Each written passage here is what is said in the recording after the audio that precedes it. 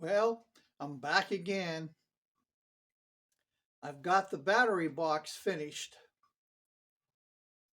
I made a couple changes and did a few things different from what I mentioned in the last video. And when you're creating something like this, you got to figure what are you going to use it for? What can you put in there to be handy? I don't know, maybe uh, going camping for a couple nights. You need a little bit of portable power, some little bit of AC for a laptop charging, or 12 volts, charge your phone. Having a party out back. Somebody needs to charge your phone out in down in the woods. You never know. So this has been a little bit of experience and knowledge. I haven't messed with the 18650s yet. Haven't. This is my first pack I got around to making, and actually I didn't weld the cells because I'll probably never make any more of these packs or a whole lot. Who knows? But I used some battery holders. And this is what it ended up looking like. This is in a Harbor Freight uh, ammo box. I call it my little mini charge. And it worked out pretty good. And let me open the lid here and we'll have a look at what the looks like before I open her up and show you what I did inside. So let's open it up. This case is nice and heavy. I have a little battery chart here. And also, one thing that didn't come yet, I have ordered about a 3 foot strip of the USB LED, which it's like a sticky tape, which I can wrap around here. Give a little bit of light when you open this thing up if you want some light. But let me do a close up of the inside there, and I'll talk about what I did. So here's what the inside looks like. And what I did was I have a little inverter here, AC inverter. This is a little pure sine inverter. It's a Krieger 150 watt. This is a pure sine inverter, and also it has two USB QC 3.0 ports on it, which come really handy.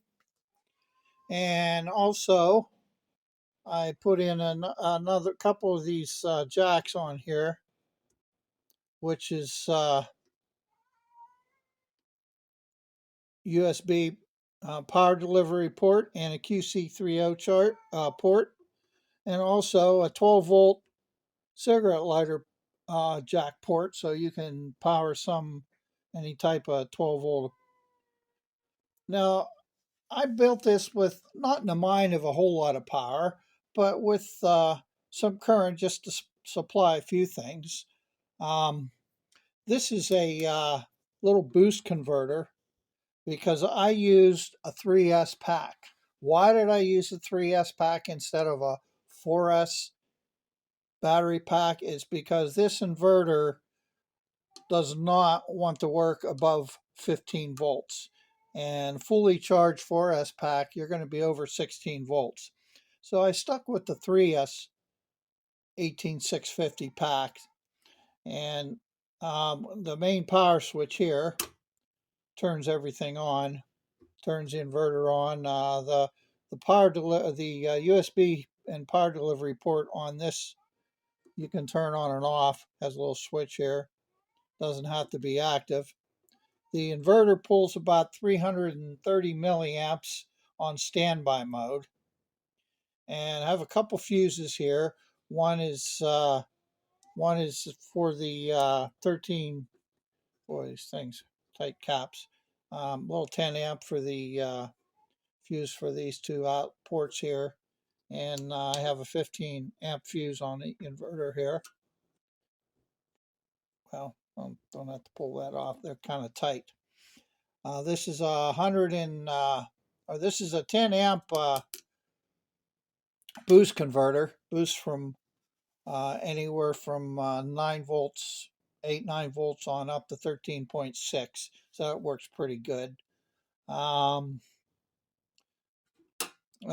battery charge switch to activate the charging from the charge controllers inside. I'll talk about that in a minute. Battery pack reset.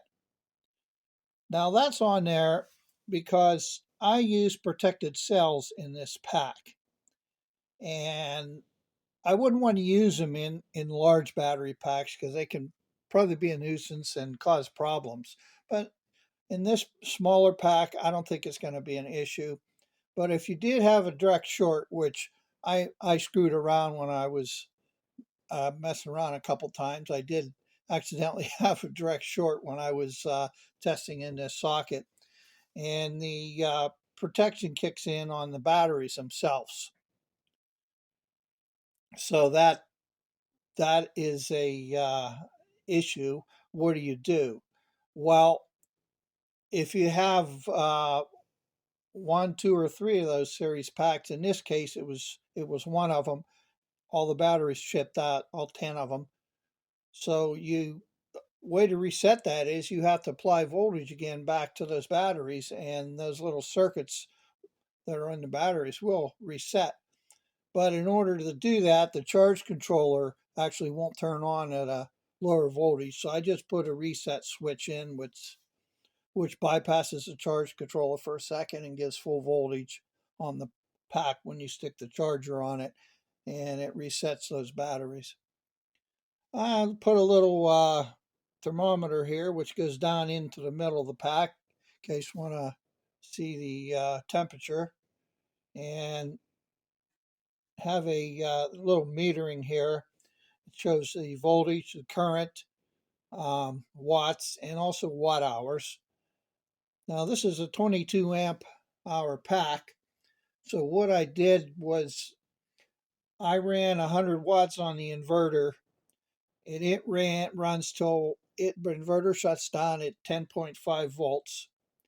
And then so that was pulled about 8.8 amps for an hour.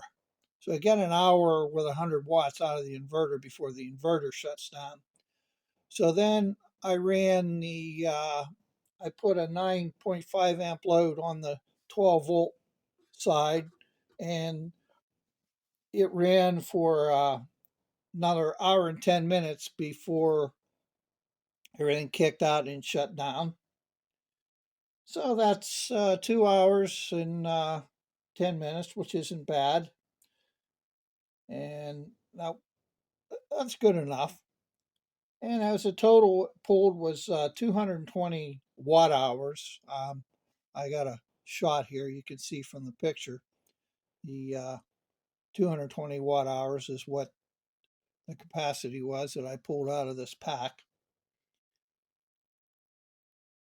And as far as the wiring goes, let's look real quick before I open it up, and we can look at the wiring, what I did. And it's just pretty simple. You can see the 3S10P pack there and the BMS. Now,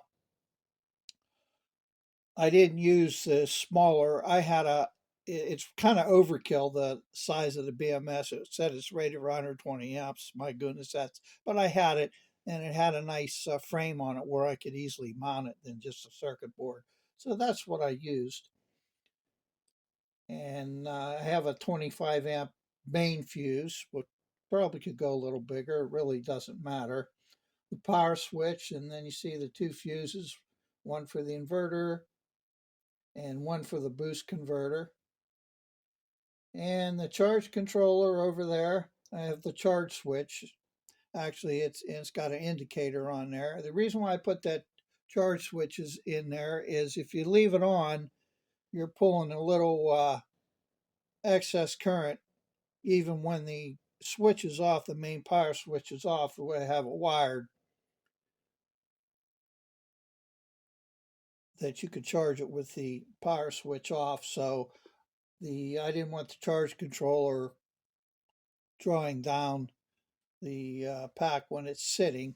Now this metering, this guy here can stay on all the time because he pulls 1.5 milliamp, and my goodness, that would take a year to run this pack down if it was sitting that long without being charged. So I just left this metering on all the time. So we have, again, I said about the pack reset switch, but the BMS that I used was very similar to the one that I talked about in my other video. Actually, it's got almost all the same components with the difference of Q1, 2, and 3 on this board is a 2N7002. And there's also 10 transistors for the output instead of 5. So this thing could handle a lot of load, but it really doesn't matter. So if you look at the schematic, you have the IC chip for the charge balance, the HY2213, and turns the charge balance on. Also, a little note here on this schematic, the power that feeds the battery protection and the charge balance chip, you notice that they have their own separate feed from R1 and R7. Now on that other little BMS board that I had, it had the same power feed off of pin 5 of the battery protection chip, also went over the pin 2 on the charge balance. So they shared that. I don't know whether that's an improvement or whether there was issues or makes it more stable. I don't know. But it basically it works the same. You have two circuits there that turn off the battery protection, either the overcharge or the over discharge. And this does have a short circuit detect volt. It goes down to 1.36. But if you pull a really quick momentary short, as I did, it's not long enough. It's so brief, but the protection on those batteries tripped out first. So then again, there's another use for the pack reset chip switch that I put in there. So all in all, it works pretty good. Let me pull it out and we'll look a little bit at the wiring.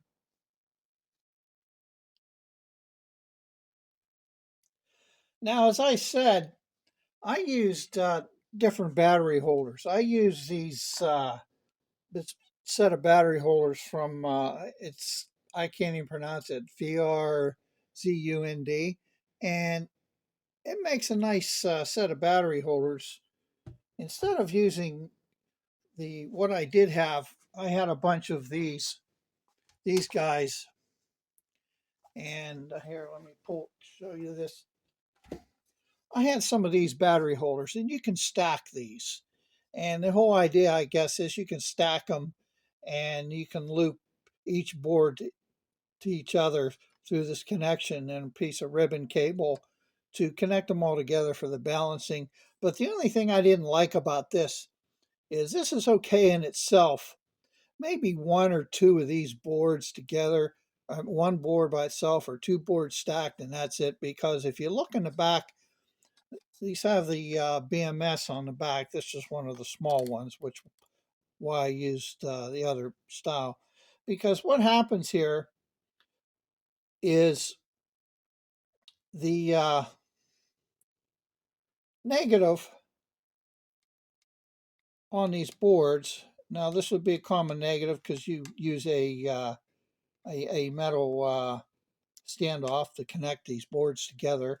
So this would be the negative, and coming into this BMS. So all the current has to go through here, but if you stack more than one board, all the board current, now this would be the negative as the board is energized, and it all comes out no matter how many boards you stack together, it's going to feed through the board that has the BMS on it. So is this really capable of handling a lot of current? I don't know on the circuit trace on these boards. Is it really? I'm not sure whether this trace would do that. So that's why I didn't use these. Plus, I think these would take up more space. And I had this other set. These guys are nice because you can lock them together. I mean, the battery fits in. Where's another? I have a battery sitting here. These are pretty cool because you can stick these together. And the cat, my Ivan, you hear him down here whining. He wants outside. And they just connect together like that. And you can also connect each piece to make it bigger. They go on here pretty simple to make up your pack. And when you're all done with these and you have them all connected, you can put well, here, let me put a couple of them together. I'll show you what it looks like. You can put a bolt in a spacer. Okay, Ivan, buddy, I hear you down there. Uh, to hold the whole thing together, to keep it from coming apart. See, once you have it, then you have a hole. So you have a number of these in here. And if you look at the bottom, you can see the bottom of the pack of how I have everything with the bus bars connected across the bottom of the pack. And I added 4 more bolts with standoffs, and I mounted the pack right to the top of the case.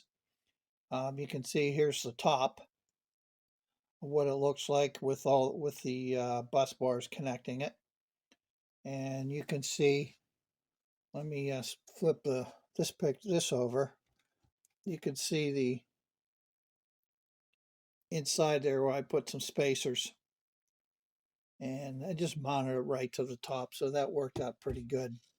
But the BMS, it had this nice frame, so I used it, and I'm just made a just rivet another piece of this metal on there, and the I cut a hole where the inverter would fit, and I just used some little bit of sticky goop on there to secure it for a while. But I've got some standoffs on the bottom, and so that everything sits flush when the case is down at the right height. This will actually sit on the bottom of the inside of the case. And the charge controller, it has it worked pretty good. Let me see. I can see if you get in there, take a peek a little bit. But there's a digital readout on it here, and when it's on, it shows the pack voltage. When it's activated, this little relay will click on, and the light will come on when it's ready to charge. But there's also 2 switches that you set the upper and lower voltage range. So if you want the charging to stop at a particular voltage, now I noticed the voltage on readout on this is a little higher than it should be. So I have it set to 13 volts, and it hits 12.6 perfect on the charge. So with this button, you hold it in and it flashes, and you can just up or down for that maximum voltage where it shuts off. And also you have a voltage setting where it will actually turn back on again, and that's with this second button over here. You just hold that in, and I have it set at 12 volts, so it would start charging again until it hit 12 volts. But But there's, for the most part, when you're making something and trying to make it compact and want to keep adding, you got to consider on, the wiring, especially I've got 10 gauge wire I'm using in here. And actually, I have a 15 amp fuse in here for this fuse was for the charge, but I blew the 5 screwing around, so I have to get some more. I think I'm going to put a 7.5 in there, and because I'm charging it real close to 5 right now. But the this main power switch is a nice heavy. If you can see in there, down in there, you can see it's a nice heavy switch. It's I know it's not rated as much as the Chinaman says, but it's rated enough to do some good heavy duty switching on there.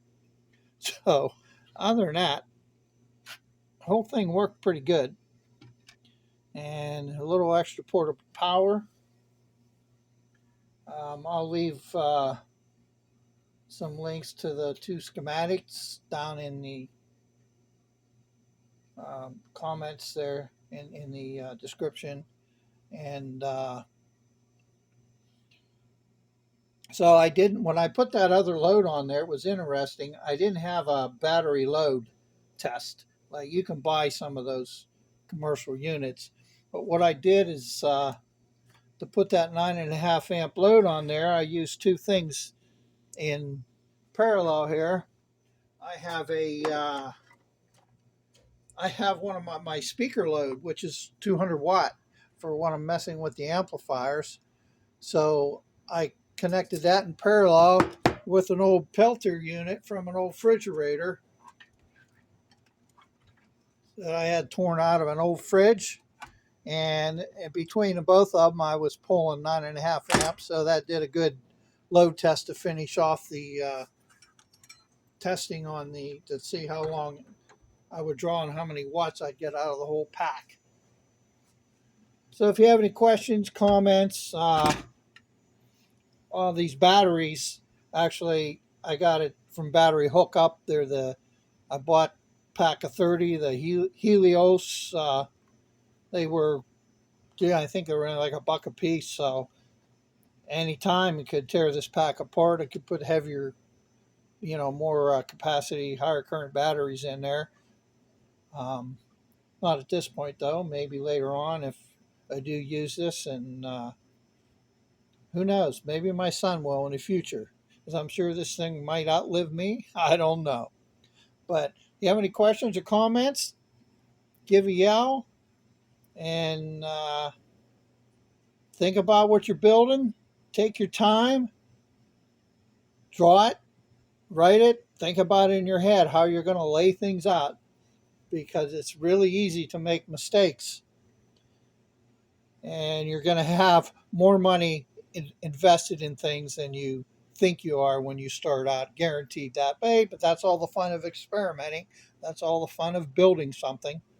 Use what you have, and there's always something that you don't have. So have a good day.